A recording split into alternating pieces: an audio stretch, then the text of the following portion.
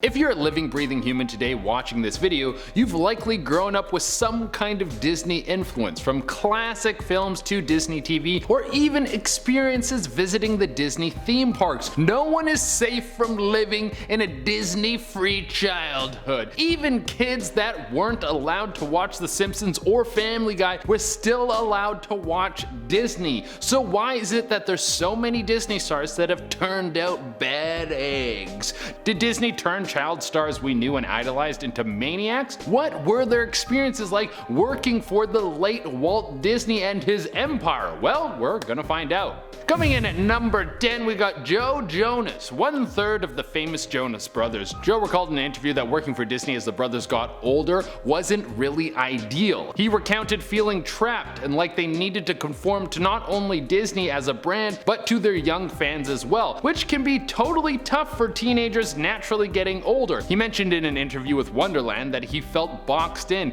and that he was pressured to not only create content that Disney fans would relate to or their parents would approve of. He also recalls Disney cutting out a kissing scene with his brother Nick and also making him shave and appear to be a teenager when he was well into his 20s. He went on to say in the same interview that the brothers only complied with this because they believed this was their only shot at being famous. They were scared that they could be ripped away from everything they had built up if they didn't do what Disney asked. Coming in at number 9, we have Bella Thorne. It might be easy to forget that Bella got her start with Disney, considering the way her career has gone. She isn't exactly the girl next door. In an interview with Fox in only February of this year, she said there is definitely a lot of pressure in the Disney eye to be perfect, and I think that's where Disney in a sense goes wrong because they make their kids seem perfect. Seems like Bella really took that to heart because when she severed her ties with Disney, she went full send in the opposite direction of your typical Disney princess. Coming in at number 8, we have Stephanie Scott. She is another Disney cast member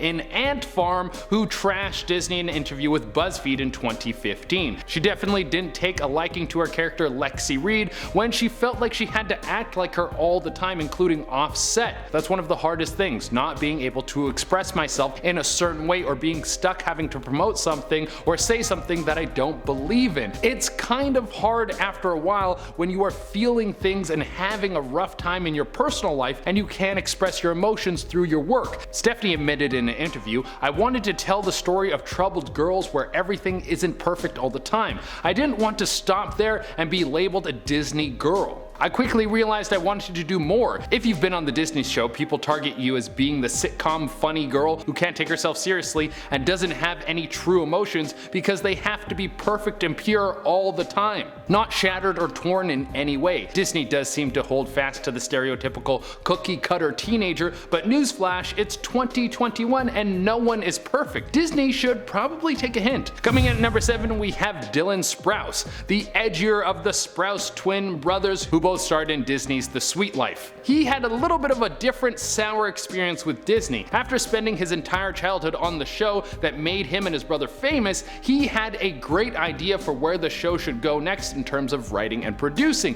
But after all the years he gave to the show, his ideas were turned down and tossed in the trash. He felt like Disney used them for a purpose, but never really wanted to work with them to help them grow as young men and further the show. He told Vulture in 2017 it was at this point that him and Cole decided to walk. Coming in at number 6, we have Selena Gomez. A recurring theme in this episode of scary Disney cast member stories is the haunting realization that Disney wants aberrant control over their child stars that make them millions of dollars. Selena Gomez also felt trapped under their thumb when she was making them boatloads of money. In a 2015 interview with none other than the New York Times, she let it all loose when she stated, "I was in a relationship, I was being managed by my parents, and I was still under Hollywood and Disney, and I was being held to this expectation of being the good girl." But she didn't stop there. She went on to say, "I knew deep down this wasn't what I wanted to do. Being exhausted forcing something that wasn't right even in my personal life, I had to have moments where I was crying and was like, I'm not in love with what I do. I was forced to get very uncomfortable for a while in order to make the decision that I made." I imagine Disney doesn't control their talent, but the families of their talent as well.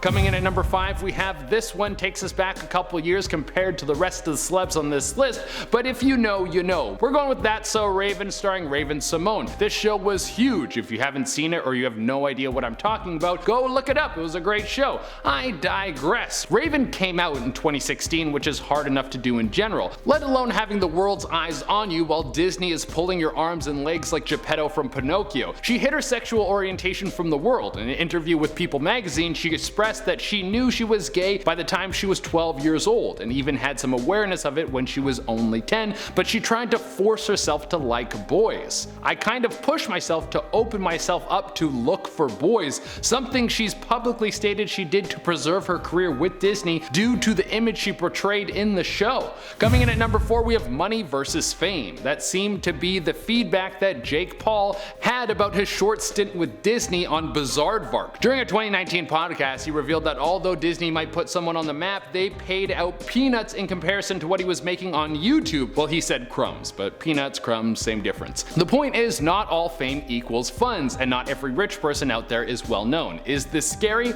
No, but it is unfortunate that Disney has made a living off of its child actors, most of which who end up with mugshots by the time they're 20 years old, only to find out they've barely made enough money in exchange for their entire childhood. Yeah, that's a little bit scary. Coming in at number 3, we have Miley Cyrus. Don't be surprised she made it on this list. In 2019, in an interview with RuPaul, she admitted that she didn't really get a childhood or get to act like a kid much due to the hectic schedule she had constantly. She even equates her body dysmorphia issues to spending her childhood on set of Hannah Montana, an undoubtedly unhealthy place for a child to spend their younger years, both mentally and physically. Coming in at number 2, we have Battle of the Disney Stars. Imagine the happiest place in the world actually pits two kids against each other to push them to work harder so they can make more money in the whole process. Well, that's what happened with Zendaya. Unlike many of the others on this list, she has now made her own fame away from the Disney spotlight. But once upon a time, she was the star of Disney's Shake It Up. Her co-star, Bella Thorne, told J14, "We were kind of forced to compete against one another. It made the whole first season of the show just very awkward for us. The two managed to work it out and have since become good friends, thankfully, because it's pretty twisted to teach two young budding actresses to hate each other to become more successful." Where have I seen this story before with Disney gals? Oh yeah, with Ariana Grande and Victoria Justice. What is wrong with Disney? Coming at number 1, we have Demi Lovato. I mean, come on, she grew up under the Disney spotlight and quickly derailed at a young age after fame and money hit her all at once. I'll spare everyone watching the recap on her excessive and near life-ending party hard lifestyle. But in 2020 of just last year, she opened up about her time at Disney and as a Disney star as well. It wasn't pretty. I'm grateful for all the opportunities that I got. Do I wish that I had a lot more downtime? Yes. I think when you're a teenager and you're given your big break, you'll do anything to make it happen, she said. I do feel that a lot of the way my life was handled led to a bit of my downfall, just because I was so overworked and I wasn't dedicating enough time to my mental health or personal life. Could Disney be to blame for turning her to hard drugs that led her down the path of an overdose? Judging by this list, Disney is to blame for a lot of the unfortunate circumstances that these child stars face from their Disney start. Alright guys, that has been our list. Thank you all so much for tuning in. I'm your host Jay Dorena, and we'll see you on the next one. Did Disney turn child stars we knew into Did Disney turn child stars we knew? Joe recalled in an interview that working for Disney as the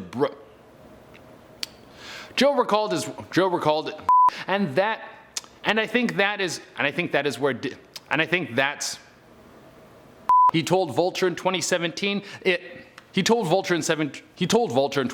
is the haunting realization that Disney wants to adhere aberrant? Is that how you say that? Aberrant?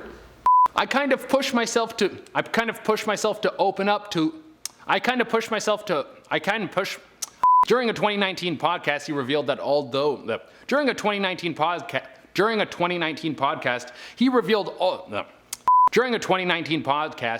that although Disney might put on